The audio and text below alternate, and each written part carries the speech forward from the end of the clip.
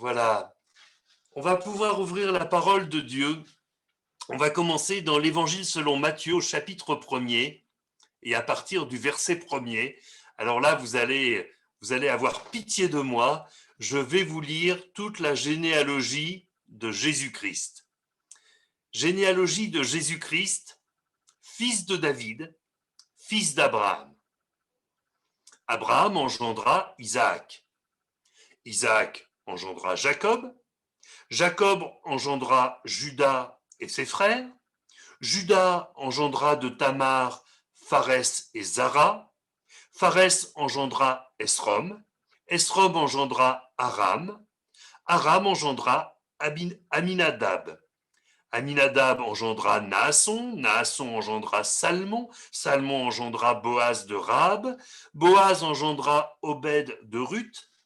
Obed engendra Isaïe, Isaïe engendra David, le roi David engendra Salomon de la femme d'Uri, Salomon engendra Roboam, Roboam engendra Abia, Abia engendra Asa, Asa engendra Josaphat, Josaphat engendra Joram, Joram engendra Osias, Osias engendra Joatam, Joatam engendra Akaz, Akaz engendra Ézéchias, Ézéchias engendra Manassé, Manassé engendra Amon, Amon engendra Josias, Josias engendra Jéconias et ses frères au temps de la déportation à Babylone. Après la déportation à Babylone, Jéconias engendra Salatiel, Salatiel engendra Zorobabel, Zorobabel engendra Abiud, Abiud engendra Eliakim, Eliakim engendra Azor, Azor engendra Sadoc, Sadoc engendra Hakim, Hakim engendra Eliud, Eliud engendra Éléazar, Éléazar engendra Mathan, Mathan engendra Jacob, Jacob engendra Joseph, l'époux de Marie, de laquelle est né Jésus, qui est appelé Christ. Il y a donc en tout 14 générations depuis Abraham jusqu'à David, 14 générations depuis David jusqu'à la déportation à Babylone et 14 générations depuis la déportation à Babylone jusqu'au Christ. Amen. Alors, dimanche dernier, je vous ai proposé, si vous aviez des sujets d'études bibliques dont vous pensiez avoir besoin, de me les proposer. J'ai eu quelques propositions. Et j'ai été interpellé en particulier par l'un d'entre vous sur ce qui apparaît parfois comme des incohérences dans la Bible. Donc, par exemple, des textes ou des situations qui semblent en contradiction avec d'autres, des comportements anormaux qui pourtant semblent bénis par le Seigneur. Parfois, il y a des mensonges, il y a des adultères, on ne comprend pas trop comment Dieu peut bénir ces choses. Il y a des injustices apparentes, il y a aussi des exigences sous la grâce qui semblent complètement incompatibles avec les exigences de la loi. Donc, il m'a semblé que euh, le bon angle, je dirais, pour aborder ce sujet des contradictions apparentes de la parole, c'était précisément les généalogies de Jésus-Christ. Alors pourquoi les généalogies?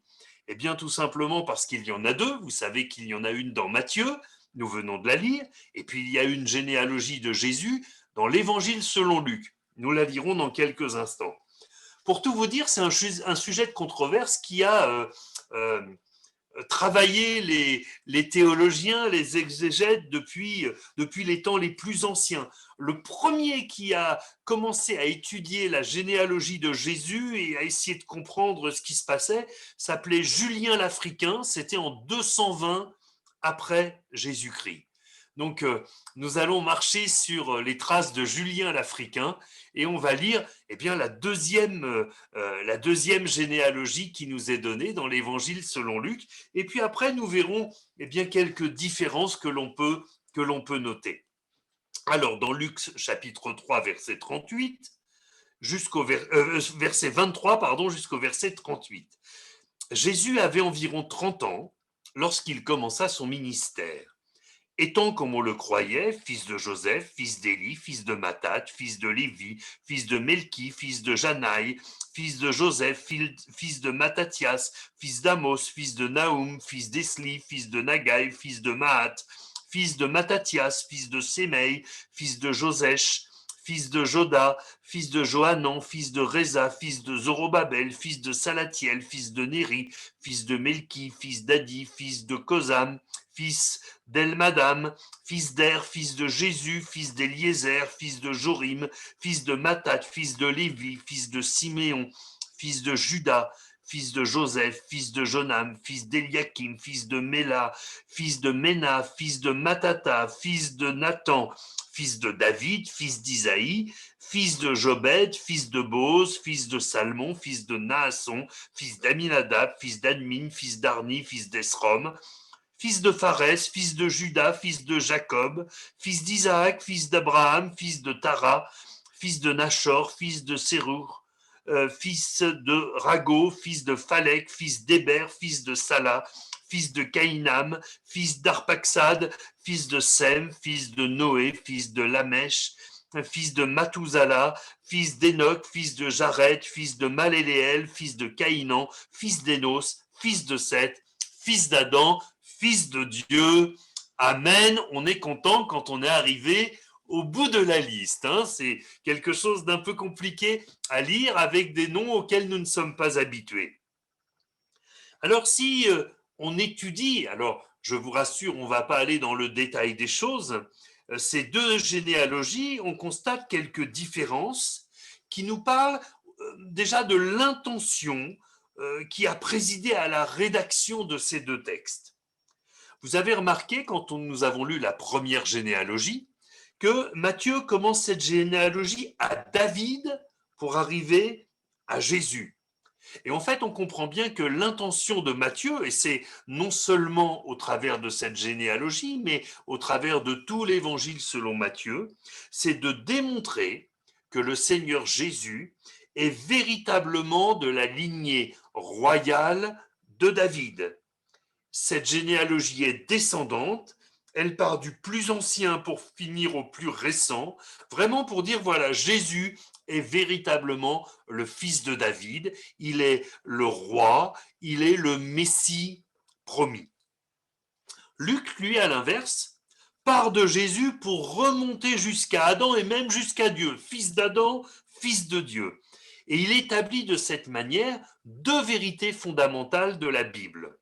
La première, c'est que Jésus est parfaitement fils de l'homme. Et c'est vrai que l'homme par excellence, c'est Adam. C'est l'homme premier, l'homme créé par Dieu. Ensuite, les autres, toutes les générations suivantes ont été engendrées, mais Adam n'a pas été engendré. Adam, pardon, a été créé. Donc, on établit là à la fois que Jésus est parfaitement fils de l'homme, et la partie humaine de Jésus intéresse particulièrement Luc. Je vous rappelle, pour mémoire, que Luc était médecin. Alors qui mieux qu'un médecin sait ce qu'est un être humain? Mais en même temps, en disant que Jésus est fils d'Adam, fils de Dieu, il annonce parfaitement aussi que Jésus est le Fils de Dieu, il est parfaitement Dieu. Il cumule ces deux natures qui, à nous, nous semblent difficilement compatibles. Il cumule ces deux natures entre Jésus parfaitement homme et Jésus parfaitement Dieu. Donc ça, c'est la première différence, c'est l'ordre dans lequel ces deux généalogies sont présentées et également jusqu'où elles remontent. J'ai trouvé une deuxième différence, alors sans entrer encore une fois dans le détail des textes, c'est que Matthieu nous dit que le père de Joseph, époux de Marie, est Jacob, alors que Luc nous dit que Joseph était fils d'Élie. Alors, on peut constater, enfin, on peut considérer à un moment, dire, mais il est vrai que dans la Bible, parfois, il y a des hommes qui ont deux noms différents. Mais là, ça n'est pas le cas. Et si on regarde précisément le texte, cette apparente contradiction se démontre très facilement. Matthieu dit, Jacob engendra Joseph, l'époux de Marie, de laquelle est né Jésus, qui est appelé Christ. Donc il n'y a pas d'équivoque. C'est Jacob qui a engendré Joseph. Il est le père biologique de Joseph. Luc dit, Jésus avait environ 30 ans lorsqu'il commença son ministère, étant, virgule, comme on le croyait, virgule, fils de Joseph, fils d'Élie. Tout d'abord, il est précisé que l'on croyait que Joseph était le père de Jésus. Ça, c'est important, parce que les gens, effectivement, croyaient que réellement Joseph était le père de Jésus. Mais ce n'était pas la réalité. Joseph a été un père adoptif pour Jésus. D'ailleurs, nous pouvons préciser cette pensée avec un exemple, c'est que quand Jésus s'est rendu dans la ville de Nazareth où il avait grandi, on a dit de lui, n'est-ce pas le fils du charpentier? C'est dans Matthieu 13, 55. N'est-ce pas le fils du charpentier? N'est-ce pas Marie qui est sa mère, Jacques, Joseph, Simon et Jude, ne sont-ils pas ses frères? Et nous savons que le métier de Joseph était charpentier. Donc aux yeux de tous, on croyait que Jésus était fils de Joseph. Mais je referme cette parenthèse. Alors, certains ont trouvé des explications assez fumeuses au fait que l'on puisse dire que Joseph soit à la fois engendré par Jacob et fils d'Élie, mais en réalité, l'explication est la plus simple possible. En Israël, la judaïté est transmise par la mère. C'est-à-dire qu'un père israélite qui a un enfant avec une femme non juive, l'enfant n'est pas juif. Je vous renvoie au livre d'Esdras et de Néhémie, quand les Juifs avaient pris pour eux et pour leurs fils des femmes étrangères, eh bien, à un moment, il a fallu mettre les choses à plat. Ils ont dû renvoyer leurs femmes étrangères et les enfants qui étaient avec. Donc, si les enfants avaient été juifs, ils n'auraient pas été renvoyés. Donc, la judaïté se transmet par la mère. On ne peut être juif que si on a une mère juive.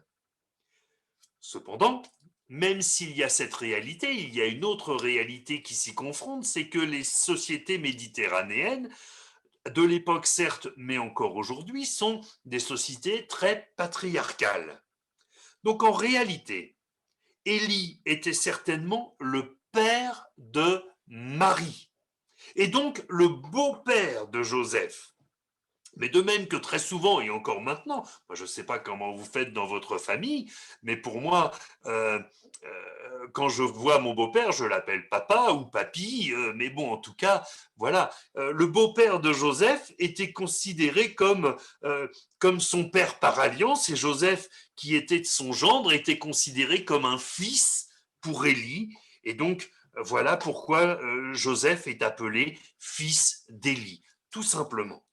Donc ça veut dire que finalement, la généalogie que Matthieu nous apporte, c'est la généalogie par Joseph pour démontrer la filiation royale. Et la généalogie qui nous est apportée dans Luc, c'est la lignée de Marie qui prouve eh bien, la filiation à la fois humaine et divine du Seigneur Jésus. On remonte un petit peu plus loin.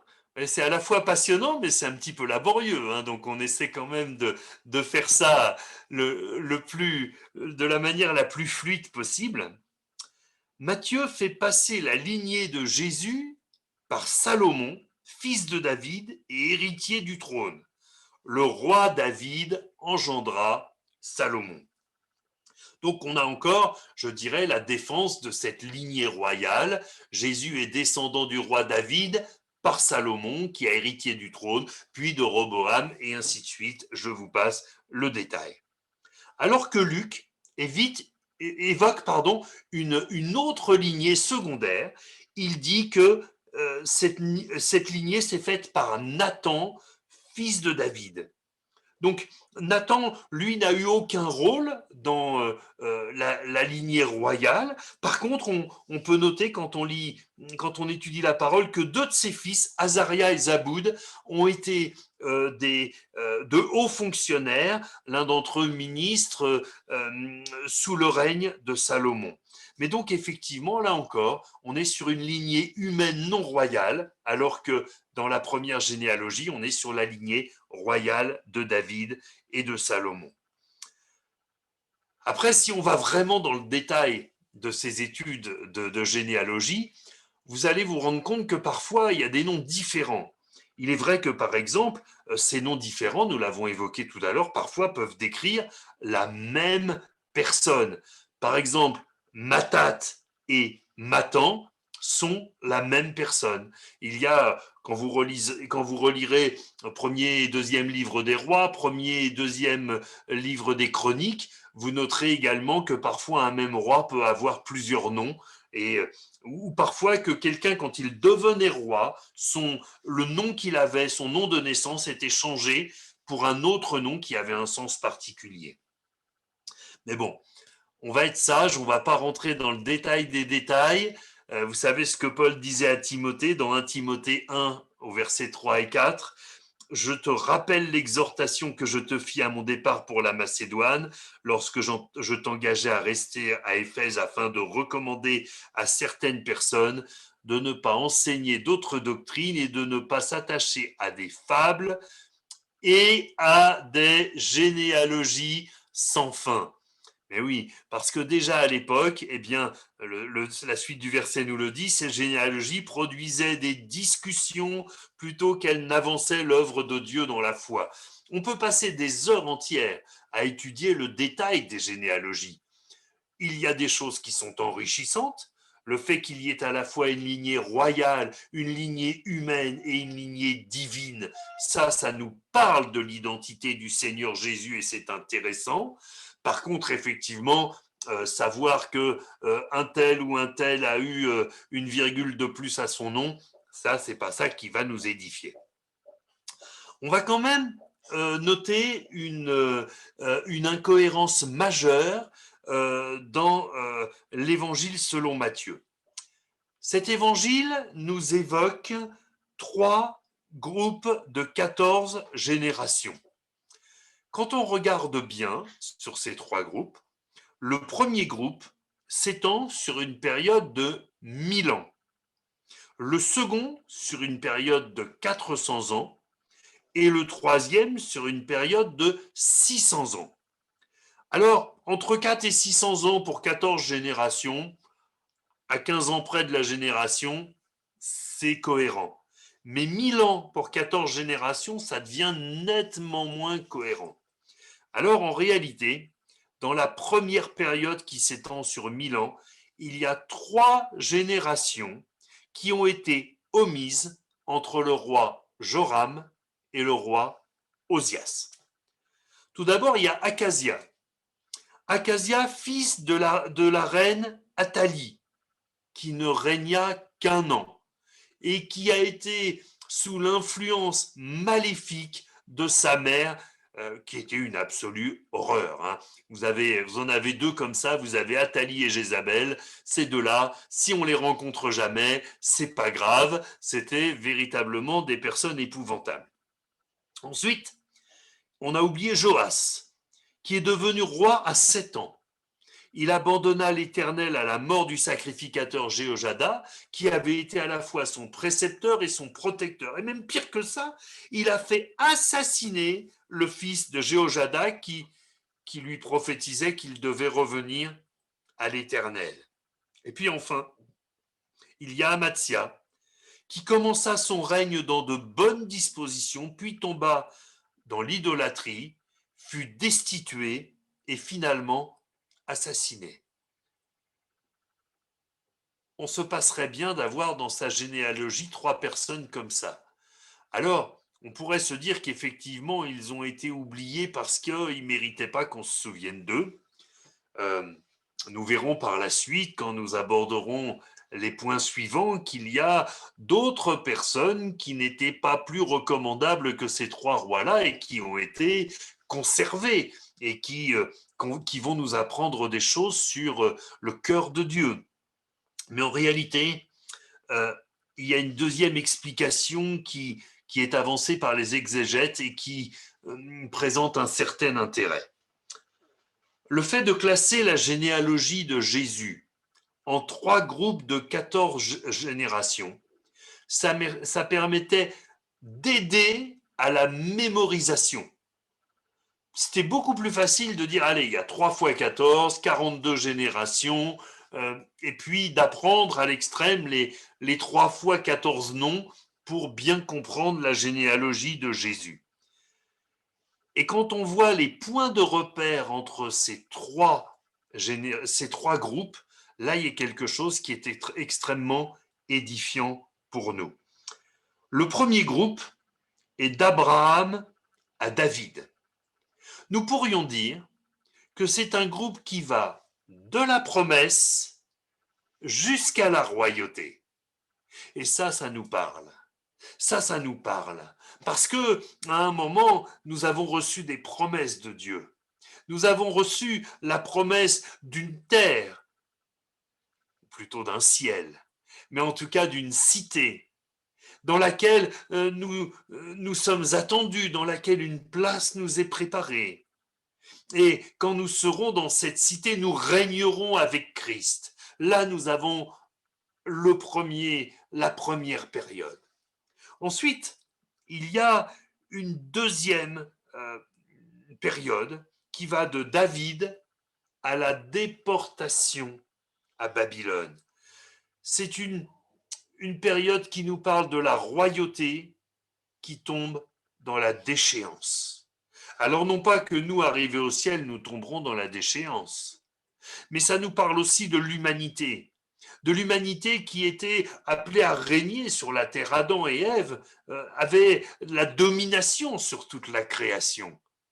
Et ils sont tombés dans la déchéance, ils sont tombés dans l'esclavage du péché.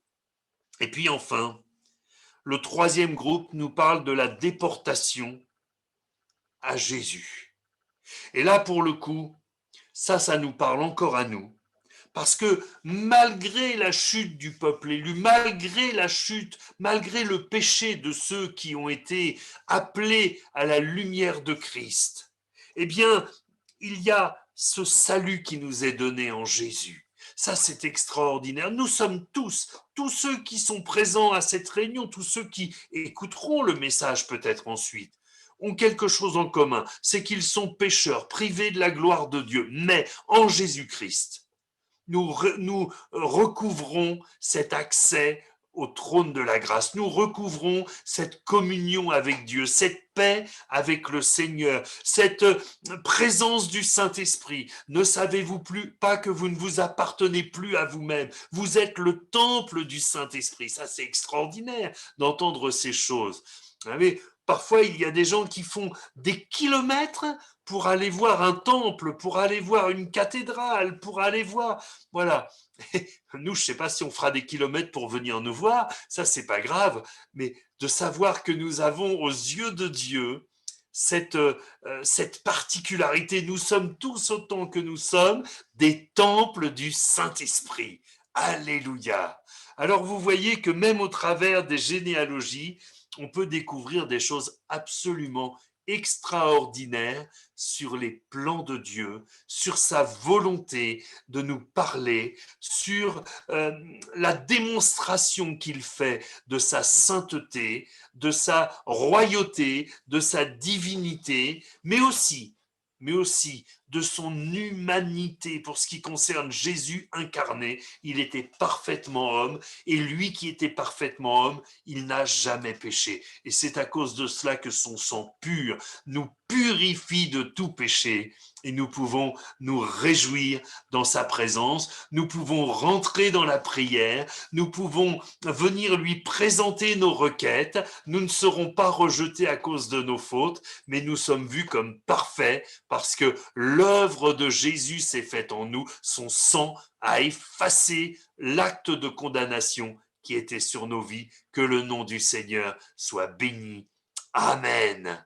Prions ensemble, mes frères et sœurs. Dieu Tout-Puissant, nous te bénissons, nous t'adorons, nous te louons parce que, Seigneur, tes œuvres sont magnifiques. Et même au travers, Seigneur, de généalogie, tu nous montres ta grandeur, tu nous montres tes intentions, tu nous montres tes plans, tu nous montres, Seigneur, combien tu veux te mettre à notre portée afin que nous grandissions en toi et que nous comprenions, Seigneur, à quel point tu nous aimes. Sois béni, grand Dieu, pour ta parole. Sois béni parce que même s'il y a parfois des choses qui nous semblent anormales, des choses qui nous semblent illogiques dans ta parole, quand nous l'étudions, nous voyons qu'il y a derrière ces choses un plan parfait où il n'y a aucune erreur. Que ton nom soit béni, Père, au nom de Jésus-Christ. Amen.